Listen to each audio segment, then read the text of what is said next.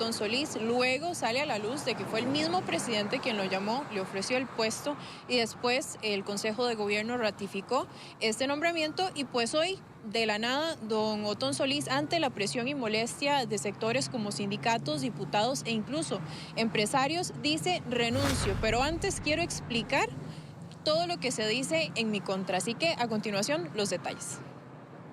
Mediante una carta que hizo pública Otón Solís, renunció esta tarde a su nombramiento en la OCDE. Dicho documento de 3 páginas inicia explicando que nunca estuvo en contra de la adhesión del país a esta organización.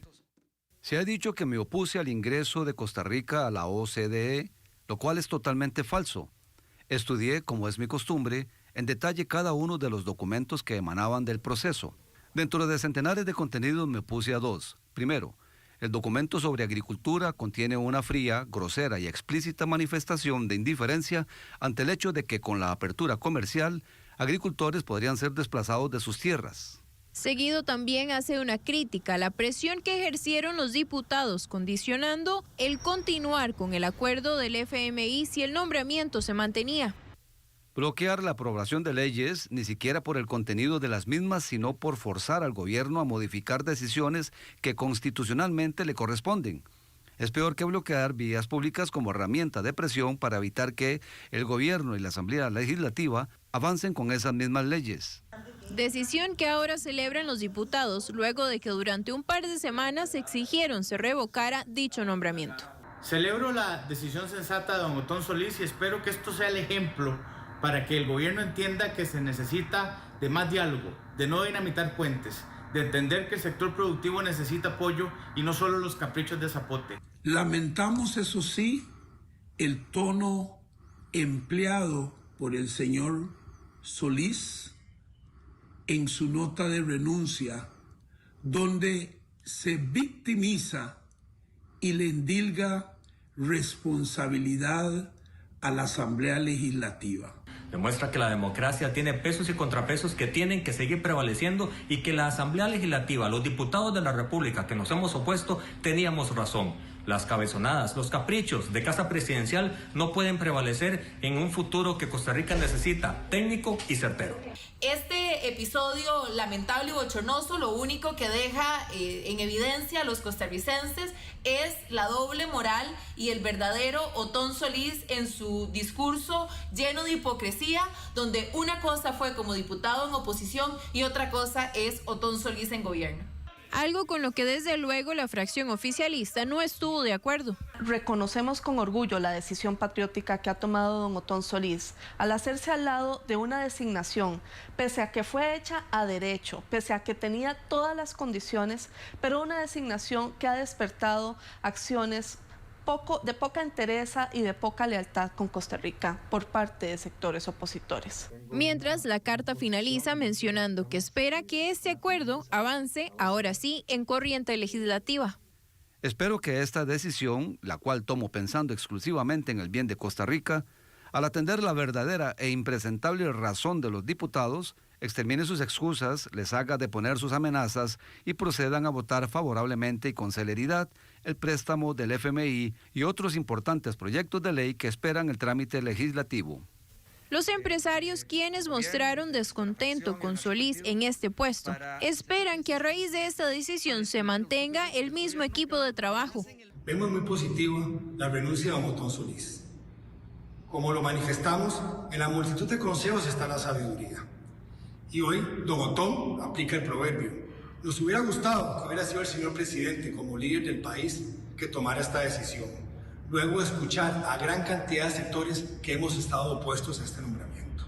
Y desde UCAEP siempre hemos considerado que faltando pocos meses para que termine esta administración, lo más conveniente es mantener el mismo equipo de trabajo que ha venido trabajando el proceso de acceso a la OCDE. Hay mucho trabajo que identificamos como post-acceso que está pendiente.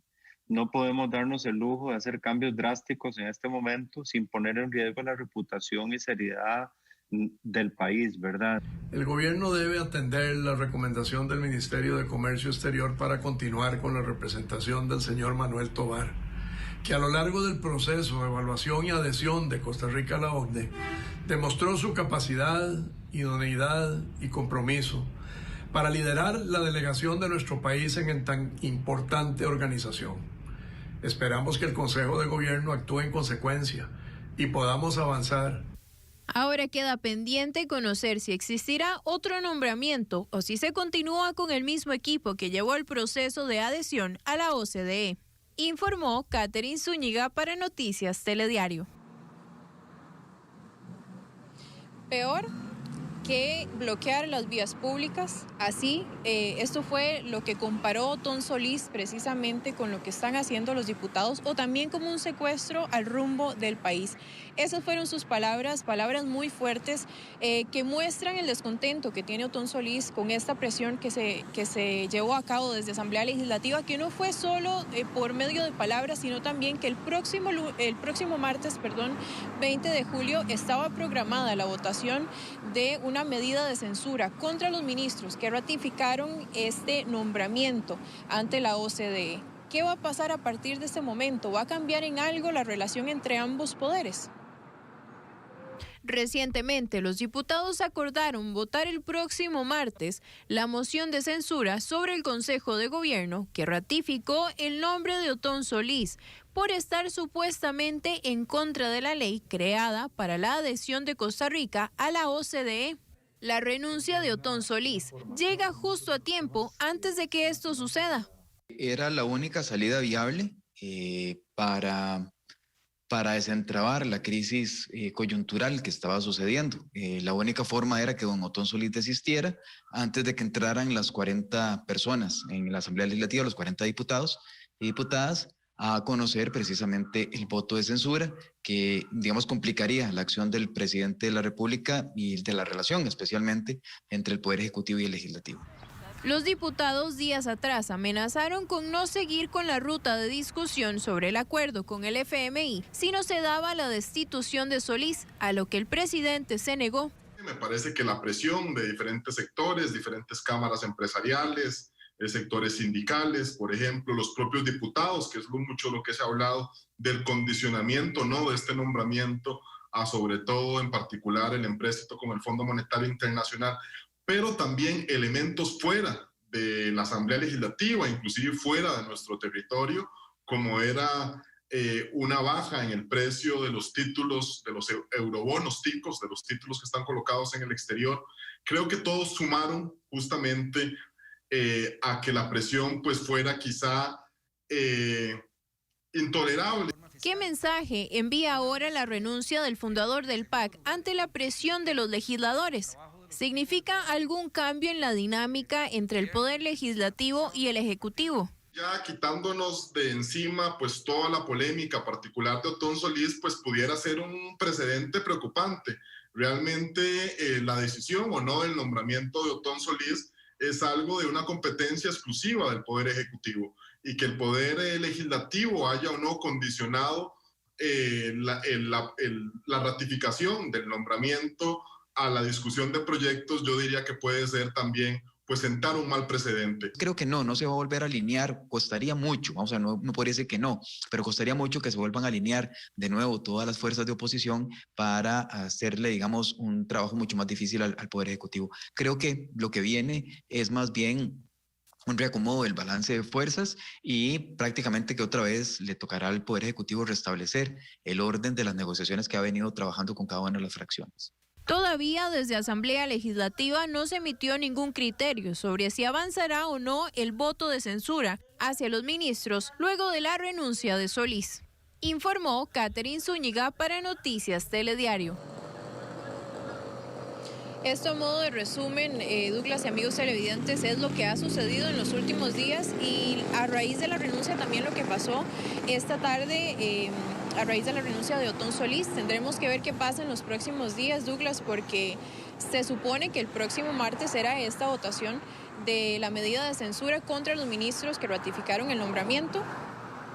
Fue algo que pasó y tendremos que ver si los diputados están dispuestos si es de recibo para ellos que haya renunciado don Otón Solís, o si continuarán aún así con esta medida. Catherine, pero sí hubo reacción de Liberación Nacional diciendo que ellos o negaron, por ejemplo, que que se estuviera bloqueando la agenda del Fondo Monetario Internacional, pero en este momento entonces pareciera que todo se calibró, decía el politólogo, reacomodo de fuerzas, decía Gustavo, y a partir de ese reacomodo de fuerzas vendrá lo que es innegable, que es la aprobación del Fondo Monetario Internacional. No porque le sirva al gobierno actual, es decir, para el gobierno por supuesto es importante que esto avance, pero le sirve al gobierno que viene, no le sirve solo al gobierno actual. Y quizá es ahí donde tal vez don Otón Solís trató de amarrar este tema.